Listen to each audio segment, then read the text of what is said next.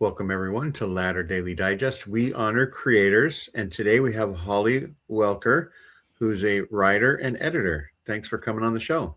Thanks for inviting me. I'm glad to be here. And Randy, if you want to give your commercial, go ahead. Well, I always like to remind people that we bring on these special guests who give up their time and share with us things that help all of us out. So, in return, we simply ask that you show them that you like the show when you watch this, because we're not live right now. But we would love it if you'd hit that like button. And you know what? The message that you hear, if you think there's someone else who would also benefit from it, please share this. And this really helps not only Holly, but Jean and I as well. And Holly, we greatly appreciate you being a part of our show this morning. I'm really happy to be here. I don't know how you do that. You stay so perfectly still. Yeah. I don't even see it's a gift. Yeah. You're a ventriloquist. Right. It's like that. And that's okay. We call that avatar. Yeah. I remember I didn't even know what an avatar was until the movie Avatar came out. Never And heard then of it. you knew? And that was the first time. And then I sort of knew. Because when it came out, I still didn't know what an avatar was, even though I watched the movie. I know in gaming, the character you play is your avatar. So that's where since my kids were involved in gaming. So anyway, so Holly, I have seen you write things in like Exponent 2 and other places. Can you tell us places that you've written? Well, I've have an essay in Best American Essays. It was a long time ago. It was 2005. I had a story in Modern Love in 2009 that was actually about one of the most outrageous things I ever did. I stood up in a zone conference and told my mission president he was being stupid and wrong. So that's a retelling of that real event. That's a thing I really did. Yeah, it was an act born of desperation, not rage or anything like that. But yeah, that's you can find, if you want to Google it. I'm not responsible for the title. The newspaper picked the title. It's called All I Wanted Was a Hug, and it's, if you Google Holly Welker, All I Wanted Was a Hug, Modern Love, it'll come up. I published a few pieces in Slate. I blogged for Religion Dispatches about Mormonism for a little while. I had some things in the Huffington Post, and then I published a lot of poetry. It's Sunstone, Dialogue, Tri-Quarterly, Iowa Review.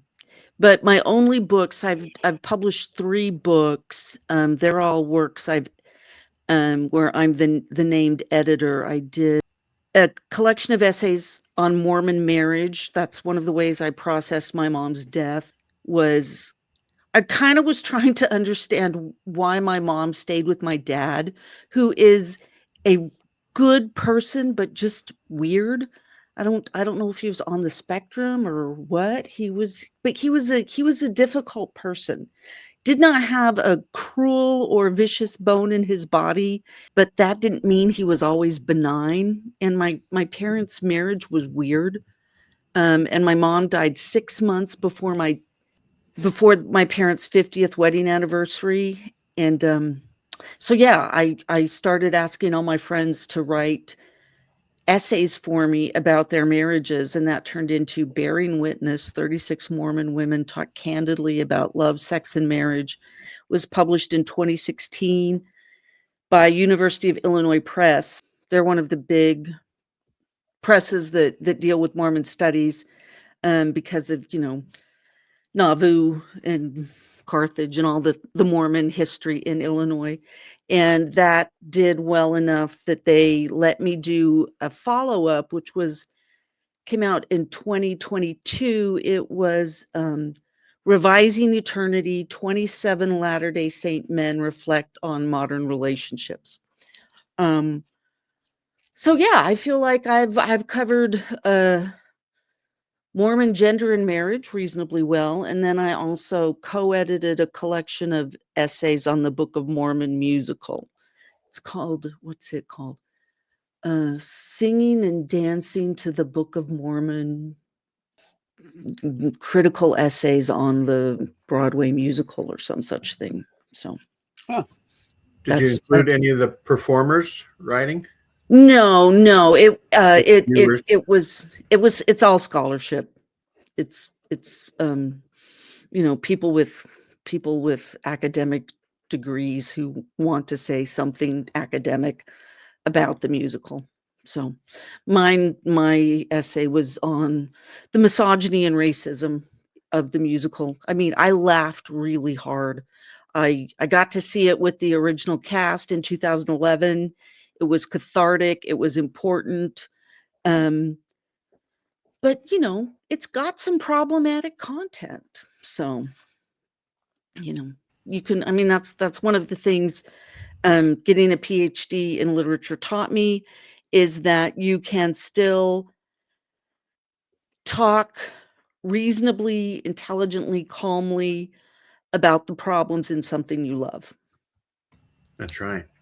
So let's get to know Holly a little bit more by having her tell us about what it was like to be a younger Holly and your church experiences or youth experiences. Well, I grew up in Thatcher, Arizona, and when I was in my teens and 20s, if I met anybody who was Mormon anywhere in the world, and they asked me where I was from, I could just say Thatcher, and they would go, "Oh, yeah, President Kimball's hometown," because he was prophet at the time, and he would talk in his conference speeches and stuff about growing up in this little town in southeast Arizona. Um, I mean, uh, it was extremely Mormon. We had our proms, our high school proms and stuff in the cultural hall of the old Thatcher Tabernacle, which burned down in 1981, a week before prom. So it had to be moved. And you had nothing to do with the fire? Oh, it broke my heart. I can't, I loved that building. I actually still mourn it. In some ways, I mourn that building more than I mourn anything that happened to uh, um, the institutional church. So no, it was faulty wiring. They rewired the church and the electrical stuff, and they used aluminum instead of copper, and it. So you grew up in a small town, but how many wards were in Thatcher? Uh, let's see. There were 3 wards when I was in high school. There were What? there were That's 80. that's crazy. Well, I yeah. I had some land in Thatcher, and I can't believe that they have enough people to have 3 wards. But this was Well, back while the pioneers were still coming over, so yeah. I mean, there were 80 kids in my graduating class, and there were 2 towns that went to the high school. So, I mean, sheesh. it was pretty Mormon. I mean, there were I think there were 2 stakes in the valley. There was Safford had a stake, and then Thatcher, um, Central, Pima, Fort Thomas. I mean, Thatcher actually used to be the stake center of a stake that went from Tucson to El Paso. Thatcher was about halfway-ish in between. So, um, yeah, it was pretty Mormon. There was a community college there. It's Eastern Arizona College now. They're the Gila Monsters, and their mascot is a purple and yellow Gila monster with a cowboy hat and 6 shooters. Um, but it started its existence as Gila Academy. It was part of the church education system like BYU Hawaii and Riggs, and Weber State. So yeah, it was pretty Mormon. and Did I you know had any? I'm go ahead. sorry, Holly. Did you know any of the Feezer family? I don't know that name, no. Okay. Yeah. Um, but I mean, my family joined the church in the 1830s. Had an ancestor who survived the Hans Mill massacre. I had ancestors who arrived in the first wagon train with Brigham Young in 47. Um, when I grew up, we would go to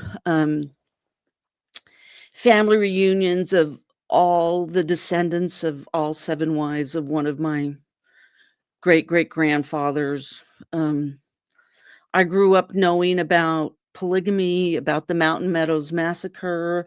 One of my other great-great-grandfathers left the church, in the 19th century when he heard about the Mountain Meadows Massacre.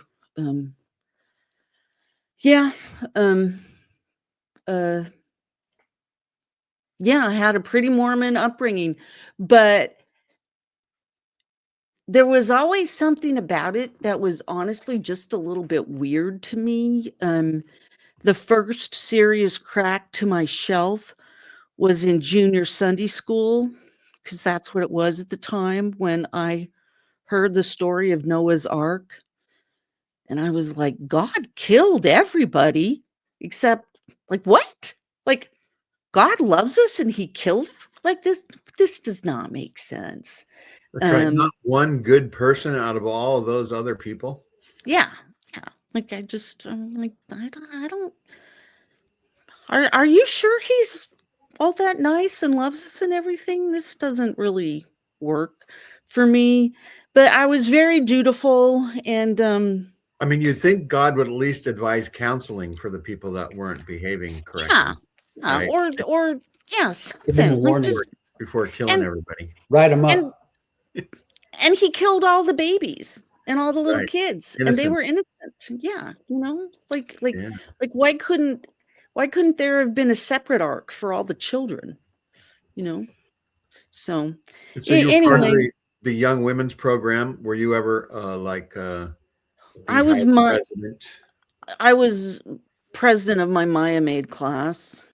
Yeah, I mean, excuse me. I mean, yeah, I was a really dutiful kid. I was scripture chase champion. I twice I got a little prize for memorizing all 40 seminary scriptures in less than 24 hours. Yeah. I Um can't even remember where I put my scriptures when I was that age, let alone memorize them. yeah. Yeah. I mean, the thing about that kind of memorization is it doesn't have to stay in long-term memory. I can't. But and that those were from the Bible. My first year of seminary was Doctrine and Covenants, which was the second big blow to my shelf. Church history. I mean, like I said, I knew about polygamy, but it's different when you read section 132. And I'm just like, this is gross. And also, this is boring. Like, why is God such a bad writer? So, but yeah, there are some passages of the book of the Doctrine and Covenants that I still have memorized to this day because like it went into long-term memory because like I said, I scripture chase champion. So, I mean, I read the Book of Mormon 3 times in 1 year when I was 14, and I was like, "Okay, God, tell me it's true," and nothing happened. Nothing at all. I was like, "Again, why is God such a bad writer? Why is this so boring and annoying?" And then when I was, I graduated from high school. I went to the University of Arizona, which was where my parents met. My mom was born in Tucson. My dad went to law school there. I really, really loved my undergraduate education. It was awesome. It was just so cool to learn about all the wisdom in the world instead of just staying focused on Mormonism. And Did when you I was want to be a writer yeah, early in your life? yeah, I declared my major as creative writing from the beginning. My mom wanted me to minor in business, and I'm like, nope, not gonna do it. I I don't like it. But when I was 20, I did a semester abroad. I did a semester in London, and then I spent 10 weeks traveling around the continent. And when I got home, I told my parents that I didn't believe in the church anymore. What And about traveling around Europe caused you to not believe in the church anymore? well, it wasn't necessarily, it was everything. It was having friends who weren't Mormon. I did not have a single Mormon friend. And my friends, they were awesome. They were really interesting, good people. And the fact that they drank and had sex didn't impair their basic decency in any way whatsoever. And I also had more of a, the spirit, like I felt, I'm doing air quotes right now. Um, but the Holy Ghost, the Spirit, whatever it is, this deep visceral reaction to something that seemed true. I felt that so much more when I looked at art or when I read novels than I did reading scripture. It seemed to tell me something real about what it means to be human than so much more than the Book of Mormon or, oh my God, I read the Doctrine and Covenants, the whole thing, at least 6 times, and I mean, there are phone books that are more interesting than the Doctrine and Covenants. So, yeah, I came home and I told my parents I don't believe, and, um, their reaction, they were like, they said, "Well, that makes us really sad. It makes us really, really sad that you don't feel as we do about something so important to us, but we raised you to think for yourself and we'll always love you." And I couldn't leave the church after that. Like, I could not bear to break their hearts. I couldn't do it. And I said, well, okay, well, what if I went on a mission? Because I'd actually my very first Sunday in London, I went to a church at the Hyde Park Chapel in London, and I sat down in Relief Society, and then I just smiled as the woman next to me did this incredible double take because she'd been my family home evening group leader in, the institute at Tucson, and I knew her name was, oh, Anita. I knew she was on a mission in London, but she just freaked out when she saw me, and, her mission president had actually known my mom, and he gave me permission to hang out with her.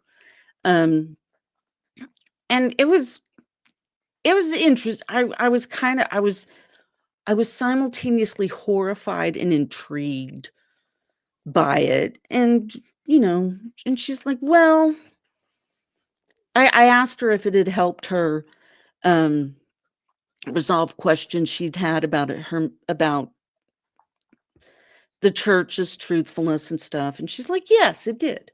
So I was kind of thinking about that. And then when my parents reacted the way they did, I was like, well, maybe I'll do what Anita did and maybe it'll give me a testimony. And so I put in my papers and I got a call to Taiwan. And my parents drove me up to Provo, dropped me off at the MTC. And I knew within 10 minutes of saying goodbye to them that I'd made the biggest mistake of my entire life. Didn't Wow. take long, huh? Did not take long. Just as soon as they started talking to us about the rules, I was like, "Oh, what have I done?"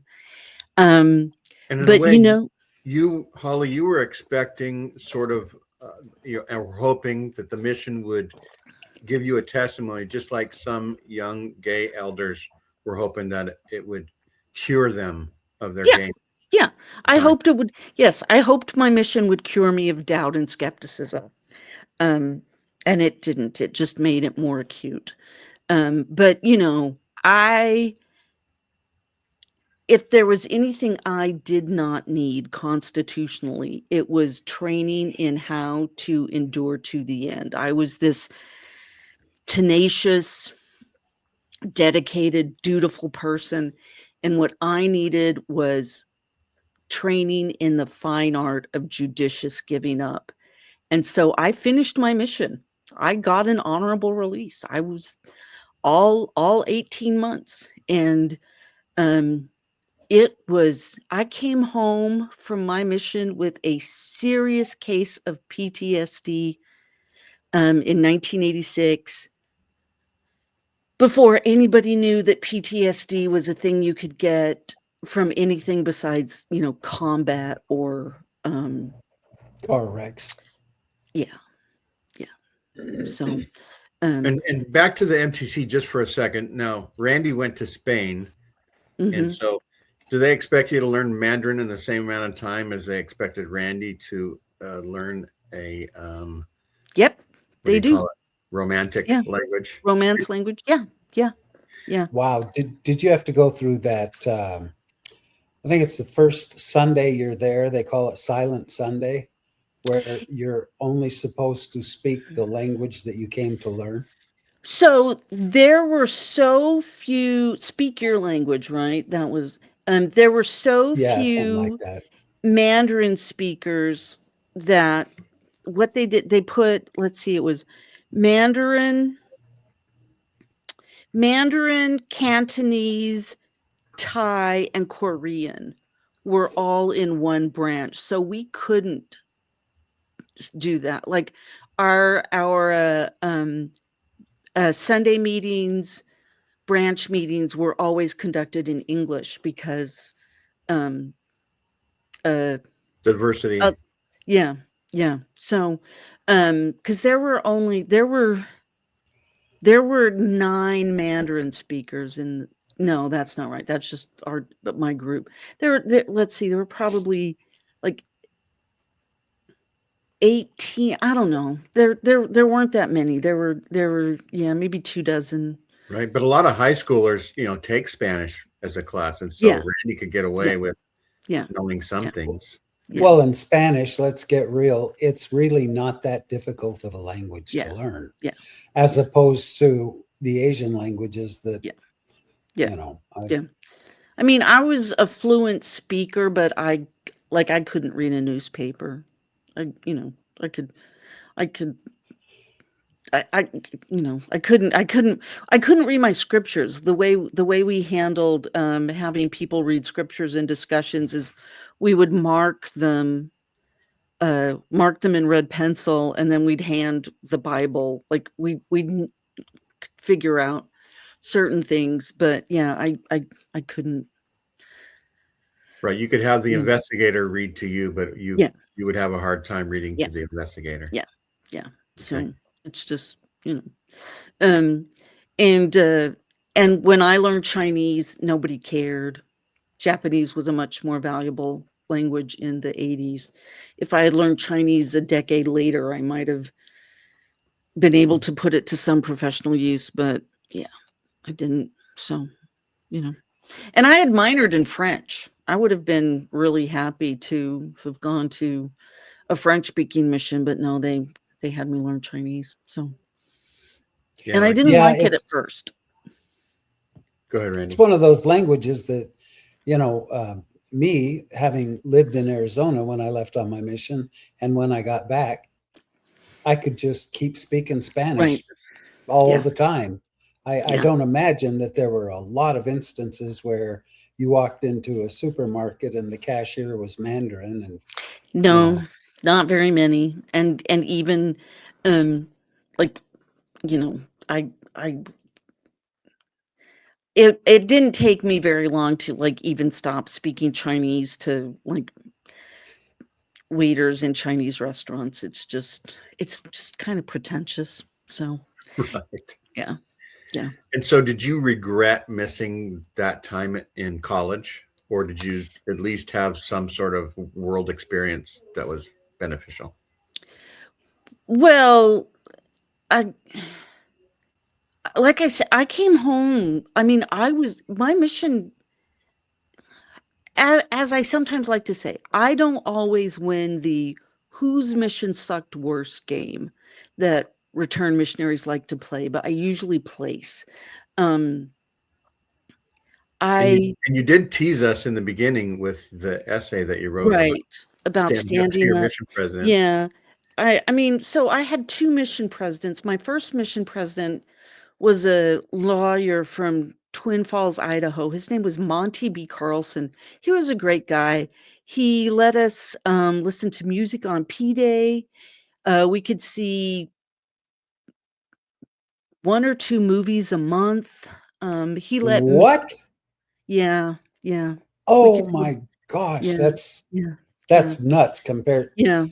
I I don't know. mean to join into the my mission sucked worse, but the only thing we were ever allowed to attend in the 2 years we were out was one bullfight. That was Yeah, the rule. yeah, But yeah. movies, no. Yeah, he let me read novels. I could read anything I wanted on P-Day. He paid for 2 mission conferences. Like, he himself paid his own money to, rent a resort and take all 150 missionaries someplace and let us have, 3 days. He was a great guy, um, and he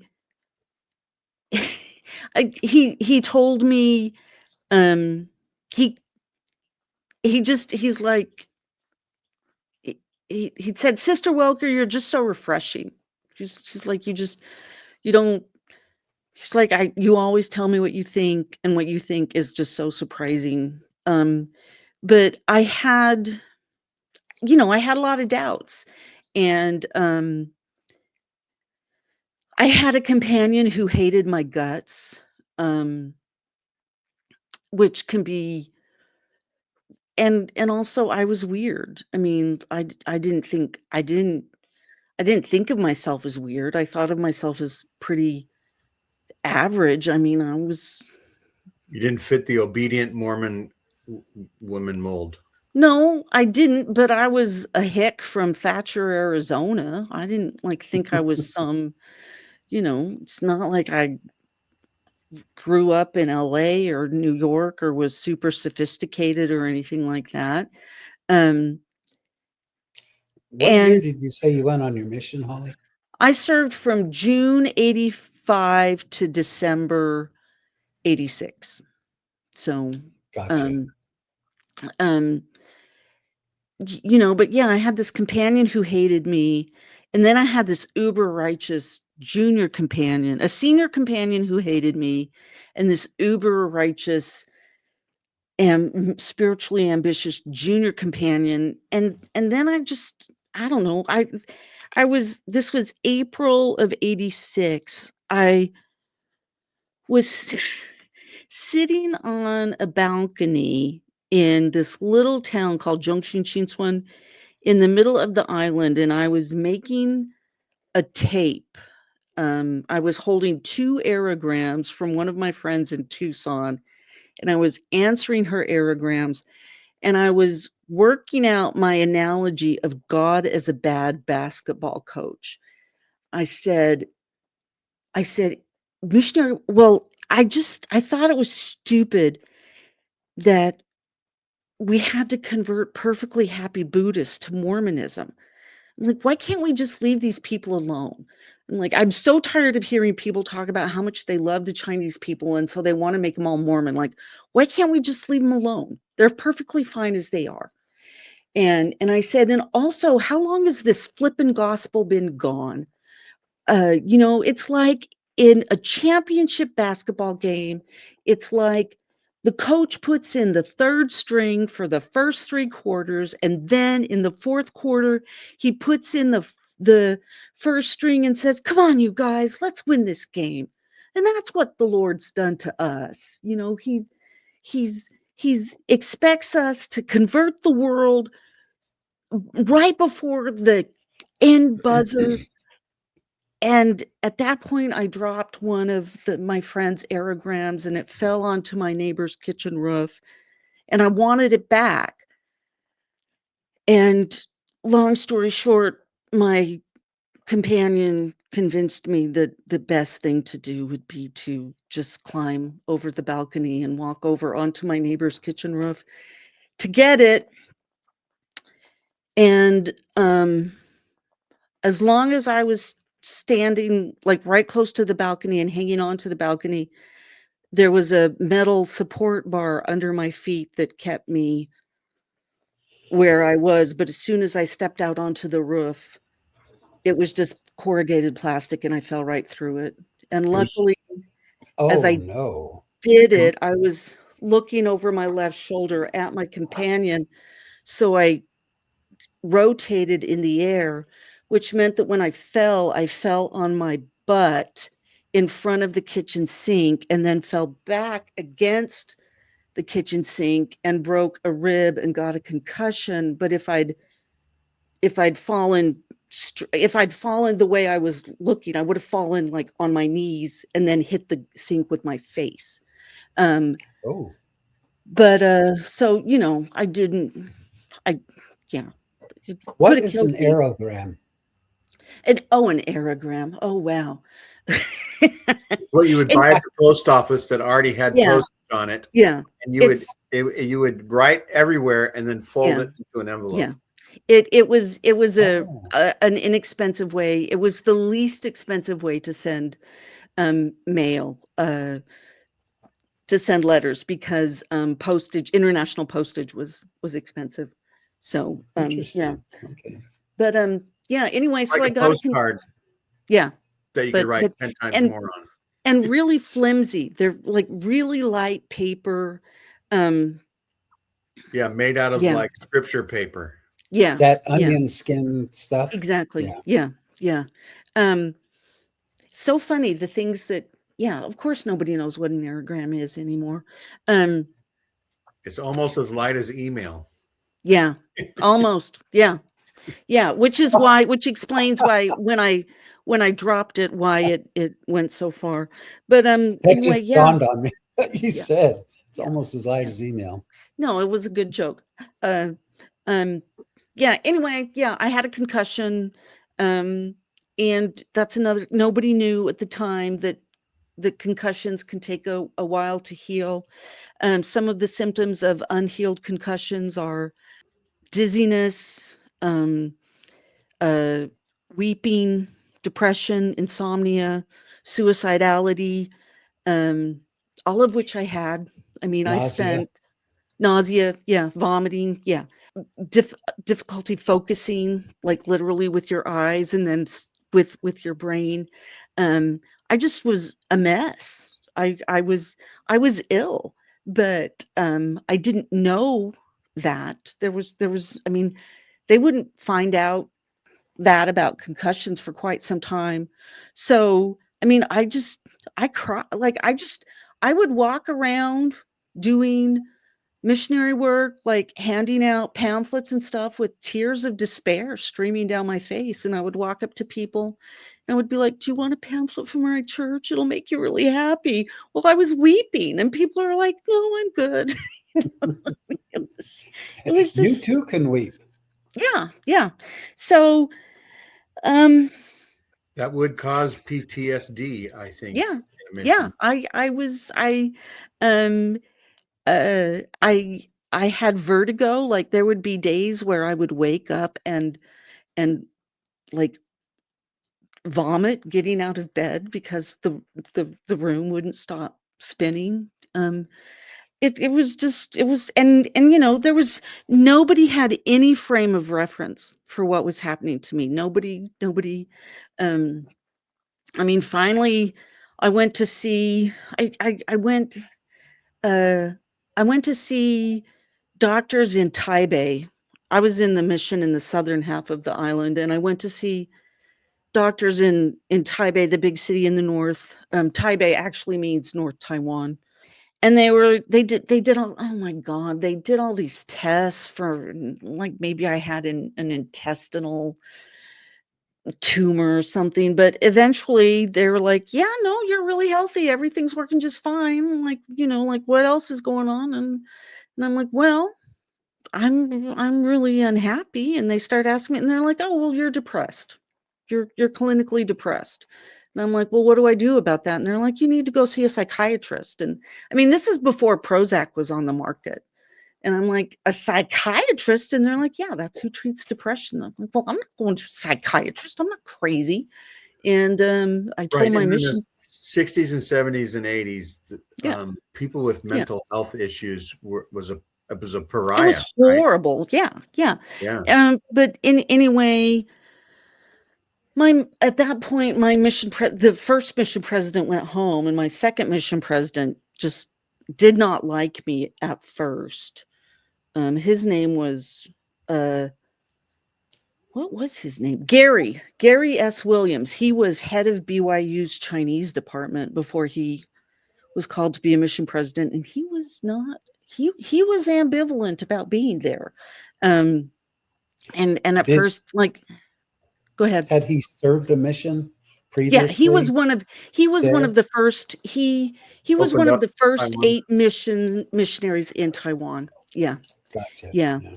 Um, But Legacy. yeah, I mean, he was one of the people that I had to talk to candidly about all the upheaval in my life, and so he thought I was this basket case loser. And so when the first set of missionaries went home at the end of his first month there, he asked all of them to name the 5 missionaries they admired most. And he said this to me. He said,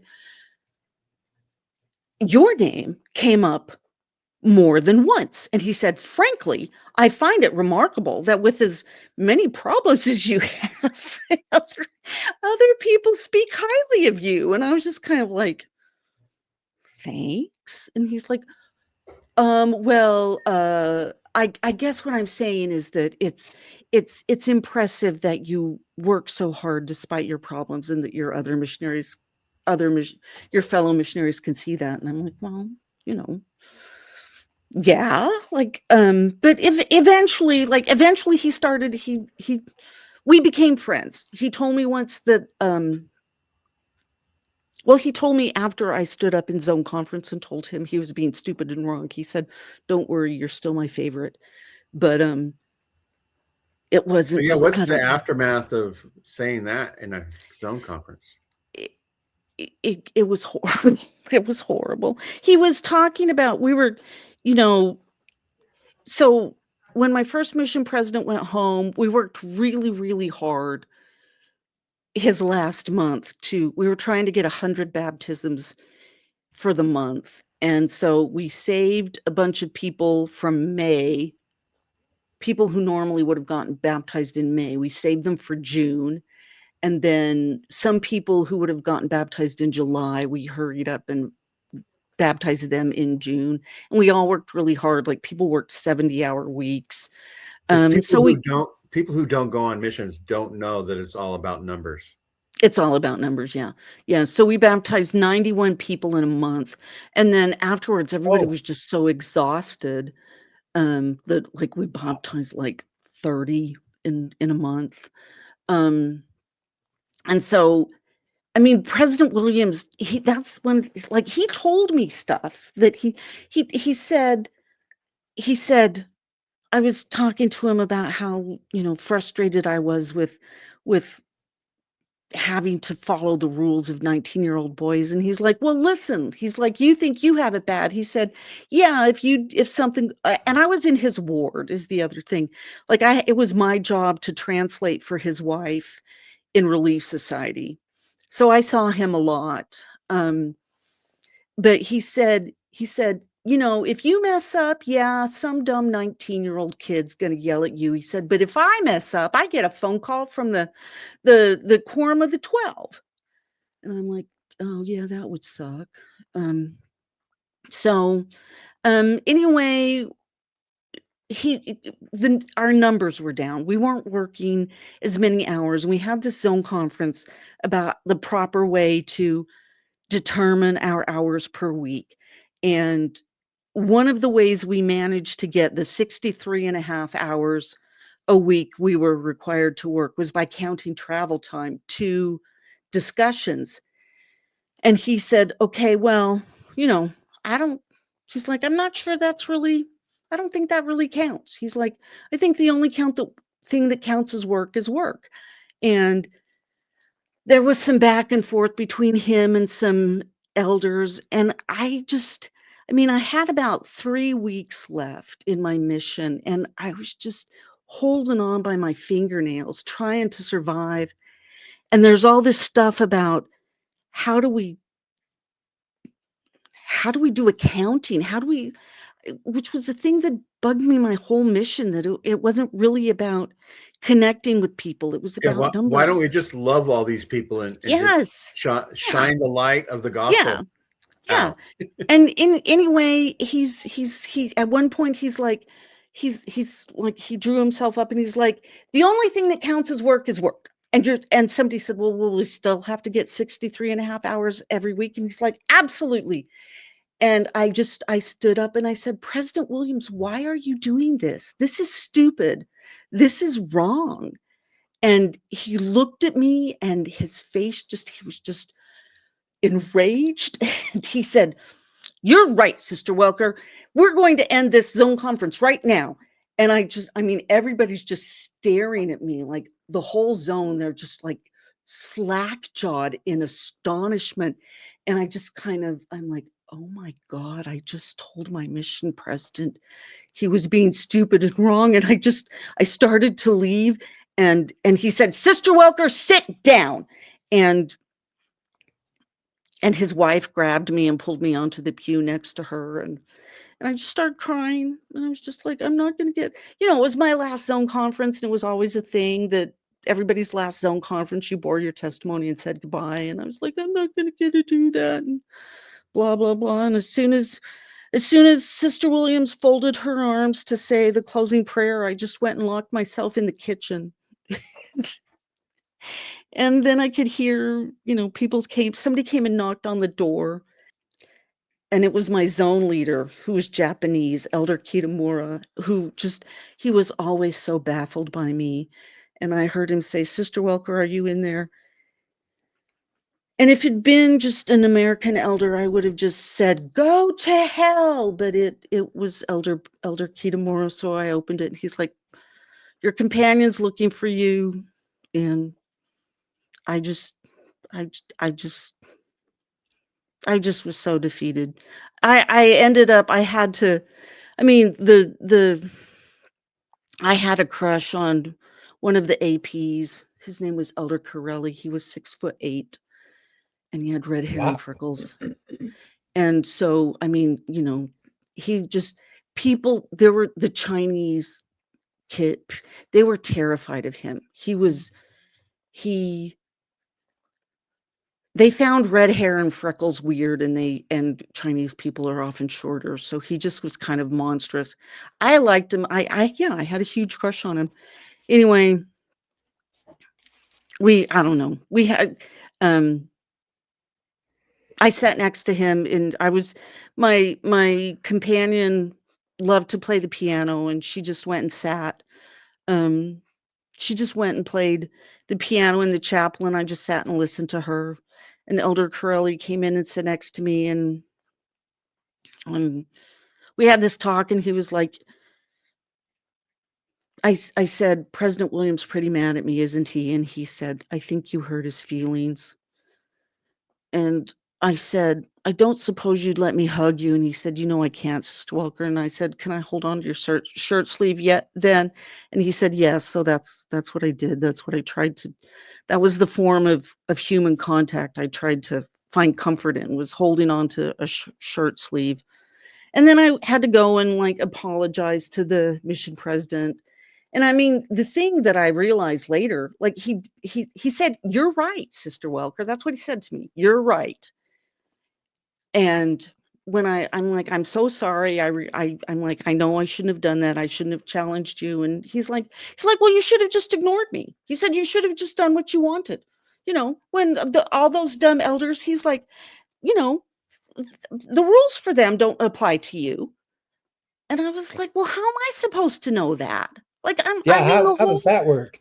I'm like, the whole thing I'm trying to do is to follow the rules, and you tell me I don't have to? Like, this makes no sense. He So, probably thought that you wouldn't have a good career in diplomacy. yeah, I wouldn't. I wouldn't have a good career.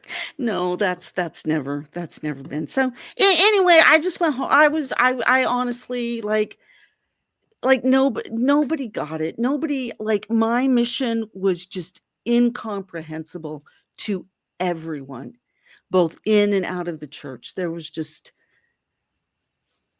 it was so I mean, it's kind of like when the thing I started reading that the first thing I ever read that helped me put my mission in context was combat memoirs. So, I mean, especially since missions are often described as militaristic, we are all enlisted till the conflict is o'er, onward Christian soldiers, all this stuff. But like signing up, like the number of um people who volunteered for the military and thinking that they're doing this noble thing that's going to save the world, only to get there and realize that it's just a bunch of chicken shit rules and that the whole point is to, like, just turn you into somebody who's willing to kill people. Um, yeah, So I that's what. understand a lot of writers and a lot of artists have gone through tough times in their lives. Do you think, even though it was horrible and traumatic, that it made you a better writer eventually? Well, I mean, it certainly gave me something to write about. you know, I mean, it's one of those things. It's just how what do you your past is your past. What do I can't change it. If I had it to Holly, do over, I probably wouldn't, but I don't. Yes, Randy. while you were on your mission for that Mhm. 18 months, did you believe that the Church of Jesus Christ of Latter-day Saints was a true church? So after that conversation, after that experience, I had this conversation with my companion where I said, every day I get up and I tell myself, okay, Holly, remember the church is true. But then I look at all these things, like how few Christians there are in the world, how few Mormons there are in the world. And I think it just can't be true. And I So asked you my, had a few cracks in your shelf at that yeah, time. yeah. Yeah, And I so did asked I my, on my yeah, mission. yeah. It's Well, one thing to make a claim, and it's an entirely different thing to find evidence for it. right. Yeah. Right. And I could find so little evidence for the church being true. I mean, I would bear my testimony of certain things. I um Like, love is true and service is true. yeah, yeah. And or like, but I mean, like, one time, like, at the mission conference right before my first mission president went home, I got up and I talked about how much I hated my mission. I got up and I talked about I had been an anorexic teenager, and that, like, I said that I compared being a missionary to dieting, to being anorexic, and I was like, and I'm like, and I hated dieting. I hated it with my whole heart, but I was really good at it, and so I just kept doing it even though it was killing me. And I'm like, and that's how I feel about my mission. Well, that probably was cathartic for you. Well, it was just it's like all these other missionaries were like, "Yeah, You were yeah, good at being a Mormon, but being a Mormon was killing you. yes, yes, it's true." I mean, and I said, and all these other missionaries were like, "Yeah, yeah, actually." Um, they're like, I would never say that myself, but yeah.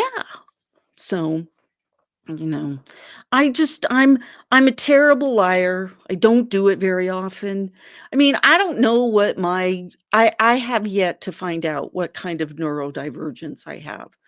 I don't fit anything, uh, but I mean, my brain is Maybe just you'll create an extra opinionated portion yeah, on yeah, yeah. Or the the scale. can't the like just I mean, yeah. I'm a bad liar, and I just habitually tell the truth, and it makes life hard. So Yeah. so So thanks, anyway, Holly, for telling us about your mission stories. I was riveted. it's Um, taken we were gonna do 40 minutes, and we're at 54 minutes and 24 seconds. So, should we tell people really quickly how to write memoirs? yes. So let's take the amount of time that is necessary still. Uh, Okay. I am Um, okay.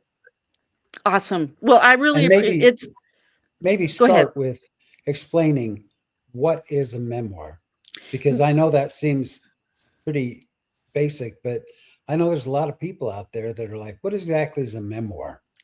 A memoir is um a an account of um a particular focus of your life. A memoir is a true story about part of your life, as opposed to an autobiography, which is the true story of your whole life.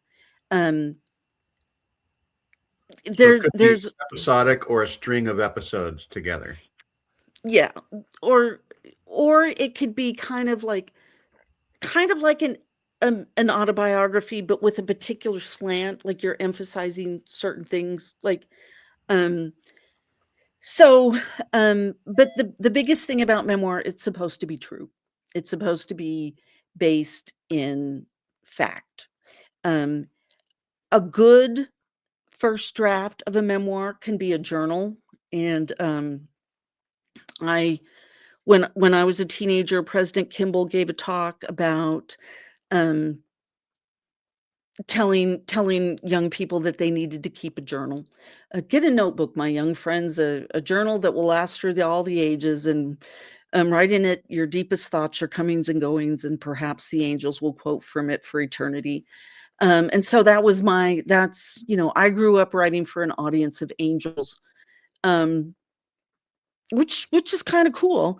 Um, and actually, I majored in creative writing, and my emphasis was poetry.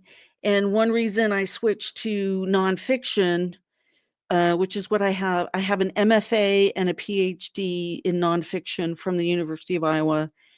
And I started doing that when I realized it was like poetry, but I didn't have to worry about line breaks. It could just be prose. It could just keep going in a paragraph. Um, so if you want to tell the story of your life or a story from your life, and you are a Mormon and you have kept a journal, or you have been active on social media, you can start with the things you've already written. Uh, and you're going to include all of the basic elements of fiction, dialogue, character development, scene. And so you get to fudge a little bit. There is always some invention involved in memoir, because you can never remember the all the details of a conversation. Um, and that's considered fair game. Uh, you're gonna want to think about audience and who's going to read it. And it's a different thing to write a memoir for your family than to write a memoir for strangers, the general public. You're gonna have to explain more. But if you're writing about Mormon stuff for a general public, one of the biggest mistakes I see Mormon writers make when they write about their own lives, and this was true of me, is they explain too much about the church. There's a guy named Wallace Stegner who wrote a book called Mormon Country. He was not Mormon, but he knew a lot of Mormons, and he is famous for, I'm going to look this up. I have the book right here. He says, let's see. It is almost impossible to write fiction about the Mormons for the reason that Mormon institutions and Mormon society are so peculiar that they call for constant explanation. And I believed that for a very long time until I went to see the Book of Mormon musical, where they don't explain much of anything. They just tell the story they want to tell. And that actually was really enlightening for me. So if you're a Mormon, you want to tell a Mormon story, don't worry about explaining lots of Mormon doctrine. It sounds like Or truth is stranger than fiction, and Mormonism is stranger than truth. oh my God, Gene, yes, yes, that's like that. Yes, That was really profound, Gene. that was really profound. I actually, yeah, I need a moment to process that. You know, That's Holly one of the things inspires that me. the angels will be reading. Yes, That's right. yeah. Holly Truth is does inspire stranger. me. That's you've inspired me. Truth is stranger than fiction, and Mormonism is stranger than truth. I hope that will make that the tagline of this episode. That was brilliant. Um, yeah. There are some really good Mormon memoirs out there. 3 Mormon memoirs I think um, people should read. The first is Educated by Tara Westover. She says it's not a Mormon memoir. And she gets to say that. Um, she gets to feel that way about her own book, and I get to feel that it is a Mormon memoir. It's very Mormon in a number of ways. It's so far one of the definitive memoirs of the 21st century. I really recommend it. Um, Another memoir. Did you say that Obama really liked it? Yeah, yeah, yeah. Like it's been translated into all sorts of languages. At one point, Obama was asked, like, what are you reading right now, or what's a book that's been really important to you recently? And he said, Educated by Tara Westover. Um, Also important is Shot in the Heart by Michael Gilmore. Um, he is the younger or youngest brother of Gary Gilmore, who murdered 2 young Mormon men in Provo and Orem in the 1970s, was convicted and refused and was given the death sentence and made everybody really mad by refusing to appeal it. The state's attitude was, we're going to kill you, but only if you don't want us to. The fact that he was like, my life's been shitty. I want out of here. I want to die. And they're like, you can't do that. You can't ask the state to end your suffering for you. Um, Isn't he the one that requested the firing squad? right. That's why it's Right, called Shot in the Heart. Yeah. And right, and he yeah. was killed. If people are familiar with um uh the Salt Lake Provo area, it was at that prison in Draper. Um it's a remarkable book. Michael grew up Mormon. His mother was Mormon. She was born in Provo. That's part of why Gary was there. He was staying with some cousins. He has some really, really interesting things to say about Mormonism and violence.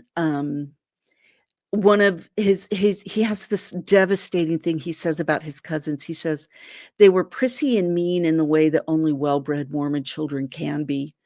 And I was in my 30s when I read that, and I went, "Oh my God.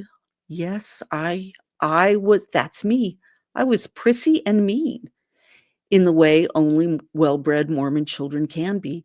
And he has a devastating critique of the Book of Mormon. It's long, it's difficult, it's heartbreaking, but I just really, really recommend it. Um, and then also Refuge by Terry Tempest Williams.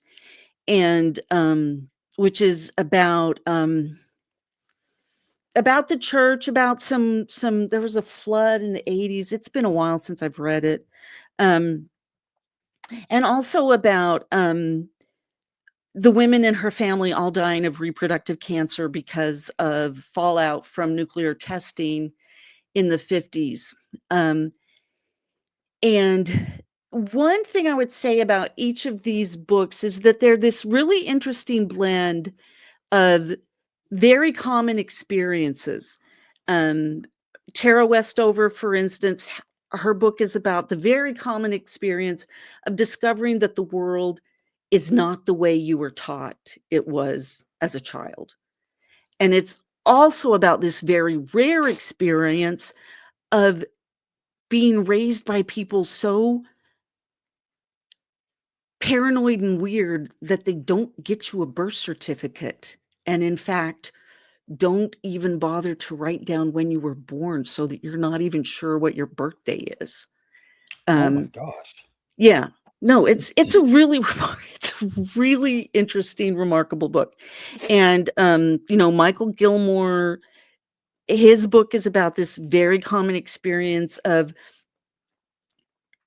having a father who's just a mean-spirited son of a bitch, and then having, which is lots of people have that, and then the very unique experience of having your brother, your oldest brother, older brother, be the most notorious, one of the most notorious murderers in the country. Terry Tempest Williams' memoir is about the very common experience of watching your loved ones sicken and die, but the unique experience of having it be because they were all downwind of nuclear fallout um, during, because the United I States think decided to bomb the hell out of Nevada. So, um, we hated and Nevada in the we 60s. did. Yeah, yeah. Las 50s. Vegas, yeah, shouldn't have been there. Anyway, that's one thing I would say, to start identifying the elements of your life that everyone can relate to, either because it's happened to them or because they know people it's happened to. And then look at the elements of your life that are truly unique, truly rare, and highlight both of those. Show how your life is both completely ordinary and completely extraordinary, so that people can relate to what's typical and be inspired and enlightened by what's unusual. So, Huh. And so you have a business of helping people write their memoirs. yes, the way I make money these days, I work as an editor. I have a PhD in English lit, um, and the emphasis within that is contemporary American literary nonfiction, which means personal essay, memoir, and autobiography. And for some reason, well, as I got done saying, I have a fair amount of trauma in my life, and I'm not afraid of it. And I find it really, really satisfying to help other people articulate successfully the most painful things that have happened to them. So, yeah, I edit memoirs. That's the main thing I do. I mean, I edit other things. I'm really happy. Like, uh, I'm qualified to like edit scholarly books and stuff, and I've done that. Like um, Cheryl Bruno writes Mormon history, and like I edited a book for her, a couple books for her, like one on a biography of William Marks, who was important in church history. I edited one called Method Infinite, about uh, the influence of Masonry on Joseph Smith. But the main thing I do is help people write Yeah, memoirs about the crappy things that happened to them. we've Yeah, interviewed Cheryl a couple times, and she's yeah, going to come on soon and talk about the upcoming Journal of Mormon Polygamy yeah, conference coming yeah, up. yeah. And so, do you Um, have a website that people can contact you on, or I how do do. people get a hold of you? It's hollywelker.com. Okay, we'll So include a link in the description, yeah, or it's people can see her name yeah. and type it. Yeah. Yeah, it's not it's there are actually like half a dozen Holly Welkers in the United States. Um, but if you Google the name, I'm the one who usually comes up first. So, um, and my email address is hollywelker.writer@gmail.com. And yeah, Now, I should really like people, it. at what point should people get you involved if they're interested in your services? From the beginning or towards the end? It works better if they've already got at least a draft. And I would like maybe so people sometimes think, oh, 10,000 words. I've written 10,000 words. That's a book. No, it's not. 10,000 words is like 2 chapters. It's like 20, 30 pages. Um, you'd want to have I mean, I can do book coaching. I can help somebody write a book, but I it works better if you've got a serious start. So maybe 30,000 words, 50,000 words. If you've got more than 100,000 words, you probably should stop writing for a little while and, have somebody look at it. Um, it's hard to sell books over 100,000 words, unless they're like YA fantasy novels about vampires.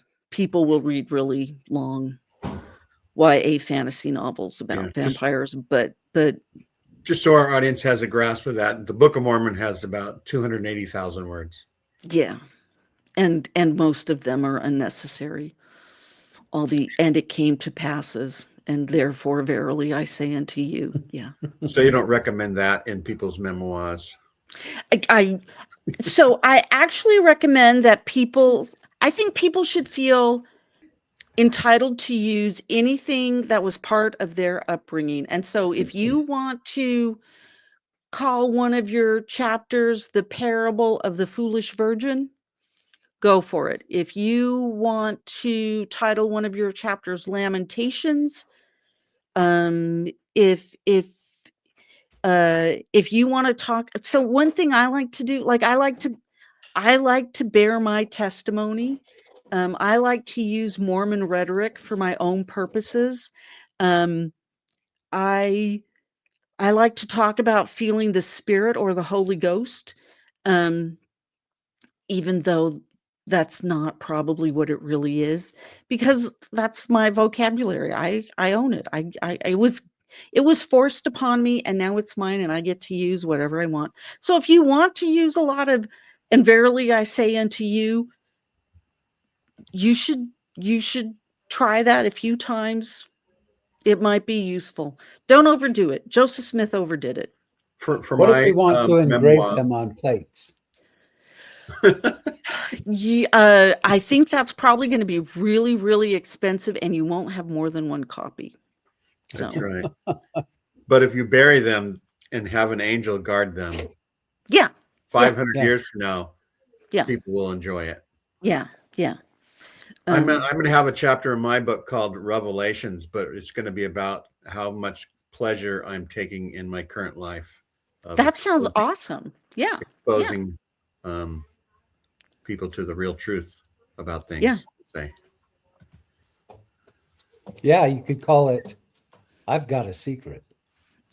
Yes, you could. Yeah, I'm trying. It's been so long since I've been through the temple. I'm trying well, I guess I don't really want to. It'd be one thing to mention that I didn't really like the temple, and another to like invite somebody to come slash my throat or rip my heart out. yeah, I Since understand you. It's not even recognizable. That's yeah, yeah, it's like an hour long and yeah, no slashing of throat, so it's not fun at all. yeah, yeah, yeah. That's one word for the temple ceremony is fun. Yeah, Oh, yeah, it's a real kick in the head. yeah, it is. Yeah, yeah. I'll tell you what, after going to the temple the first time when I was called on my mission, and then all the times I went in the, in the MTC or LTM, depending on what it was called. You just go across the street and go to the temple.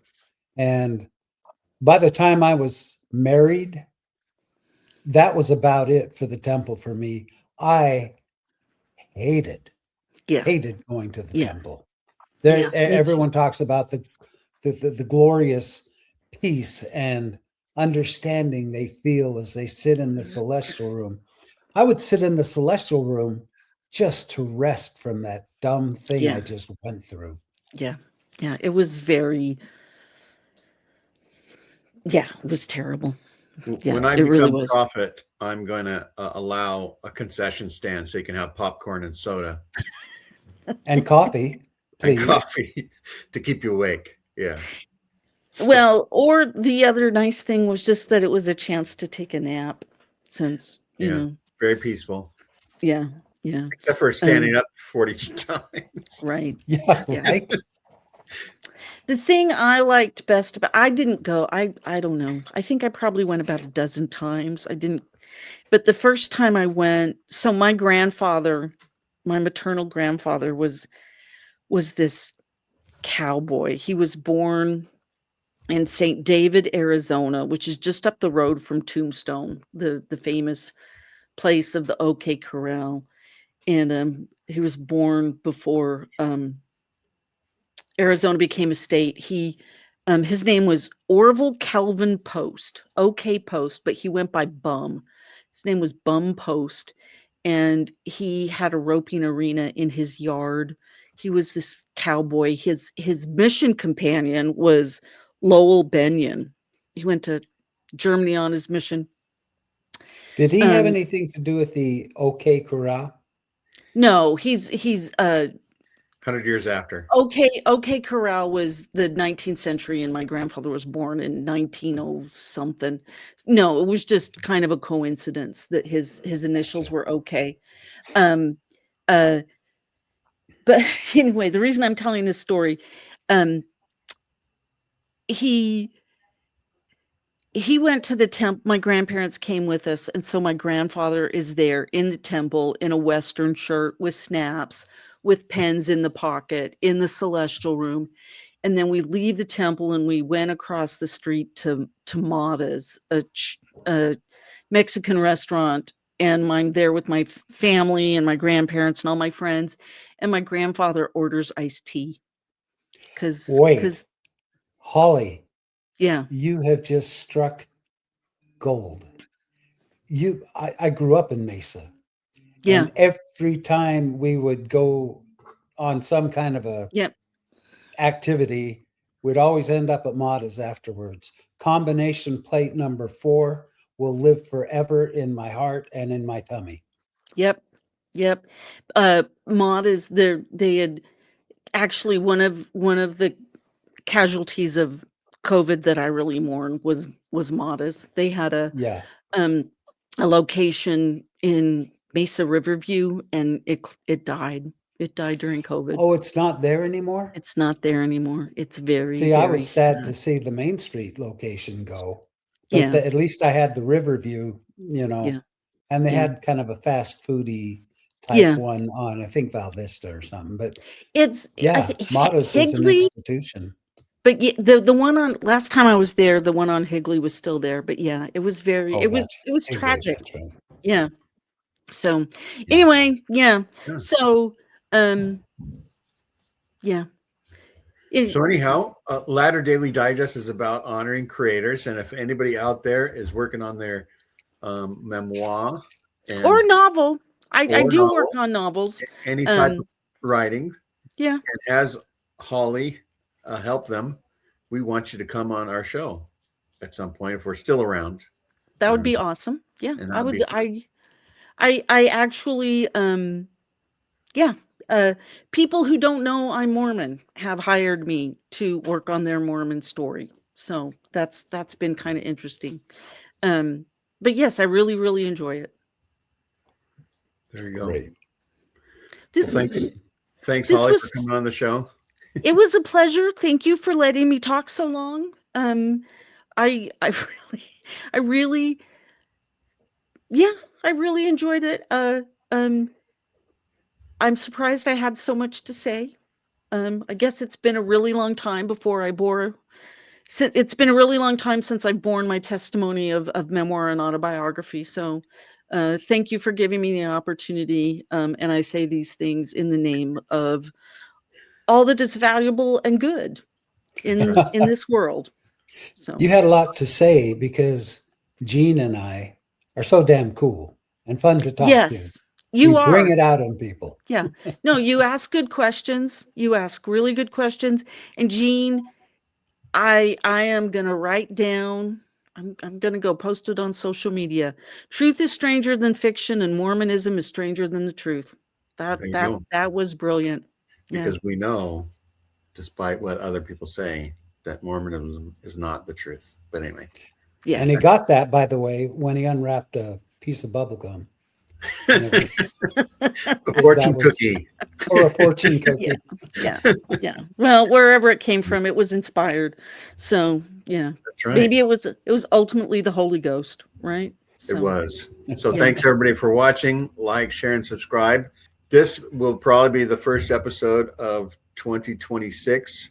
So it'll start the Yay. year off really well, I think. So Yeah. thanks everybody for watching. All right. Thank you Bye-bye. so much. Bye. Bye, guys.